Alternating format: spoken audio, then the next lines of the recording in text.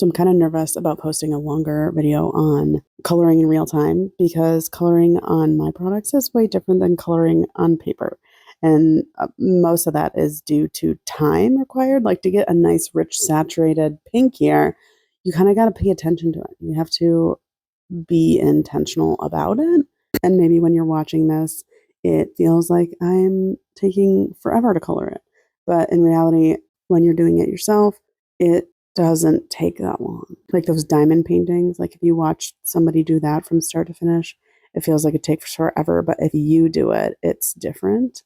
So that's kind of what this is. From the time that I start this petal to finish, it will be exactly a minute, maybe a few seconds over. So to do this entire flower, it'll take about 6 minutes, plus or minus, depending on how invested I am in the movie I'm watching.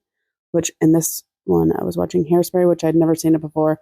And honestly, it was kind of mid. I suppose I should have introduced myself earlier. My name is Michelle. I own Coloring Your Own, and everything in my shop is designed to be colored with Sharpie markers. If you don't have any markers, I do sell some in my shop, but you do not need mine if you already have some. They make great gifts. A lot of people buy them at art fairs and Christmas shows all year round as gifts to give to their loved ones. And what's really cool is I usually always have 2 for deals, so like 2 pouches for, I can't remember, is it $22? I think it's $22. And then I also have 2 of the tote bags for a deal, and I can't remember what they are, maybe 45, I think. And so it's just the super giftable. Everything goes home with a tips and trick sheet, which includes laundering instructions. That's the number one question I get is, can you wash it? And yes, you can. I just recommend that you wash it 30 days after you're done coloring.